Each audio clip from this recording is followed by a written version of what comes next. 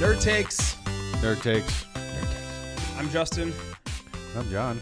I'm Brian. And we are here to do a quick review on the Stellum Black Bourbon. Lambert, tell us about it. Stellum Black. So Stellum Black is made by Stellum Spirits, which is a whiskey brand created by Kentucky-based Barrel Craft Spirits, which you've probably heard of. A quick summary on Stellum. Stellum Spirits is devoted to bringing American whiskey into the modern age with simple, elegant blends and single barrels selected from with care and intention. Our whiskeys are created through a rigorous process of study, observation, and experimentation. We are driven by progress, polish, and above all, attention to detail. We will always think critically about how to make our whiskey better and more accessible. This is obviously from the website. This is totally from the website. Okay. And if you couldn't have guessed it, they're sourcing their whiskey. So they are not distilling. They are buying barrels from other places and then blending it themselves, very similar to exactly what Barrel does. Mm-hmm. And then they're trying to make the best thing. That's what they're doing. So tell us a little bit about this specific bottle. So Stellum Black, again, according to the website, is the next step in Stellum Bourbon's evolution by incorporating reserve barrels from our stock from the original Stellum Bourbon blend. We created a bourbon that delivers robust flavors alongside profound complexity. The result is an expression both entirely new and deeply familiar, with roots firmly planted in Stellum bourbon.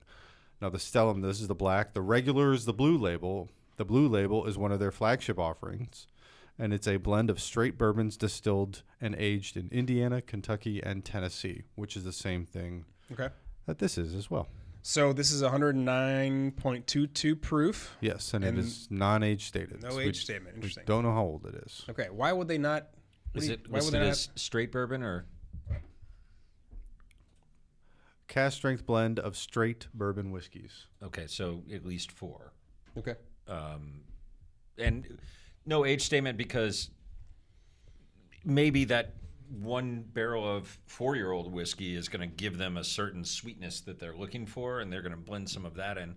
But if they put an age statement on it, it would say a 4-year whiskey. It would have to say 4 because you have to list the lowest. The lowest. age. And so, whereas it could be 30% of a 17-year whiskey. Yep. And so not putting an age statement makes sense, actually. Yep. So there you have it. Now you know why that would happen.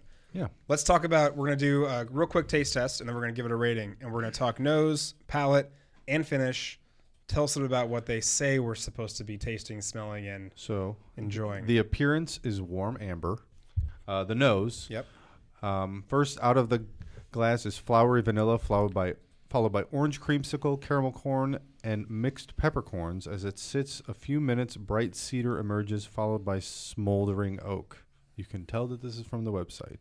Well, give it a smell real quick. Let's see if we can pick some of that stuff out. I can feel popcorn. Definitely buttery. Yeah.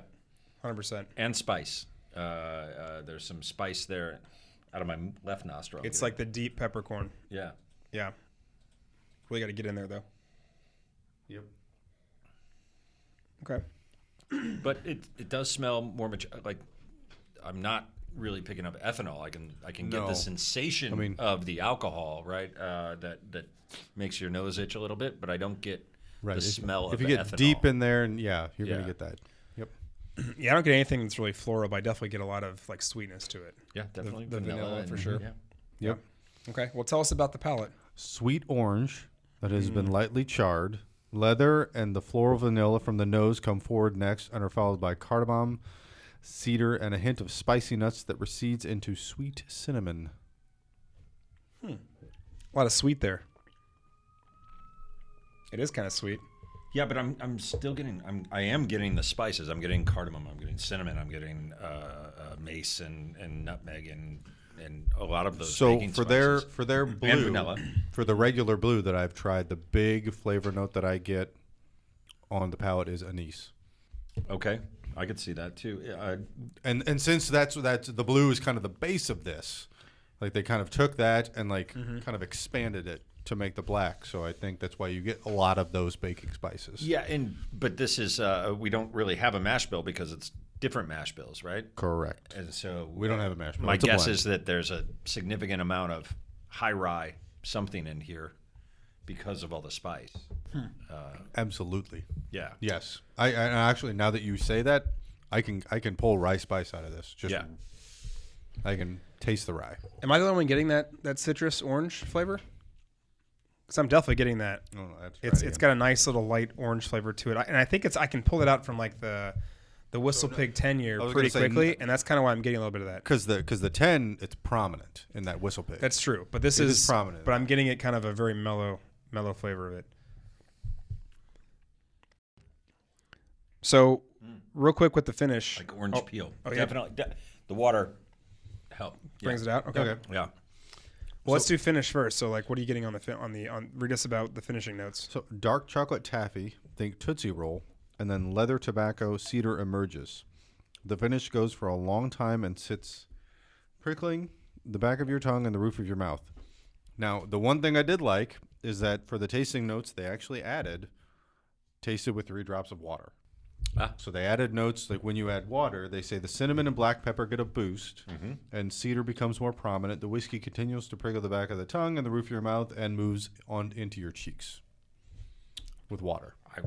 I would definitely agree with that, and I think the citrus came out more with a little bit of the water, and it's like the pith, the bitterness, the white part of orange, you know, and orange peel. It's got the more bitterness, like taste in your mouth, like post initial. I bet this would right? make a great old fashioned. It's already kind of got a lot of the notes Right? in it, right? I totally agree with that. Yeah. Yeah. Or even a good Manhattan, honestly. Sure. I think that straight up by itself, it's pretty good. Yeah. But yeah, a couple extra little spices and flavors to it, little bitters to it, would be pretty great. Yeah, it's very certainly like reminding me now of, you mentioned Whistle Pig, the Boss or the Boss Hog 7. Okay. The Magellan? The Magellan. Yep. Yeah. Yep. Was like Christmas in a bottle. Like, For those of you guys not fancy enough to have a Boss Hog before, I bought like a myself, pour. I didn't buy a we'll bottle. let these guys continue your conversation, fancy boys. About the It's a Boss Hog. $500 Yes. bottle Okay. of booze. yes, and it was I did not buy it. It was brought to me by someone who did. So Yeah. And I bought a pour at Dogwood. But you're Dogwood Social getting House. you're getting kind of bits of that though. Yeah, definitely. The Christmassy type of And that's the same nutmeg thing and with spices, the yeah. regular Stellum. That's been it's a good one around Christmas time for sure. Okay. Well, where'd you get this? Again, I bought it off Sealbox. Okay. It was on sale. $99 MSRP. I did not pay that much. Okay. Good for you. Well, we're ready to do a little rating. Yes. Brian, you want to go first? I'm going Dagobah Yoda or Dagobah Luke. I'm teetering between Dagobah and Stormtrooper.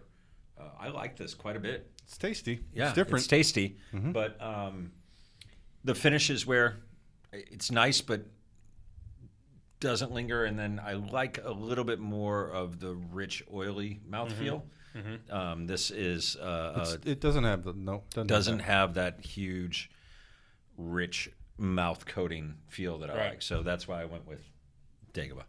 Okay. You want me to go next? Yeah, you can go next. I was in between that and between Hoth Luke. So I'll just follow you, Brian, and say I agree. Dagobah Luke, it's a pretty tasty drink. It's not super overwhelming. I think it tastes great by itself, but with a little bit of water, it's even better. And I'm not one to want to add water to it. I want to go just straight up neat. Yeah. But really does bring out some of those special flavors. Not super oily. I can't go up to an 8 or 9, but 7's a pretty good score. Yeah. I will concur. I will also go 7. All right. Well, that's a review. There you have it. Stellum Black. Thanks for coming, guys. There it takes.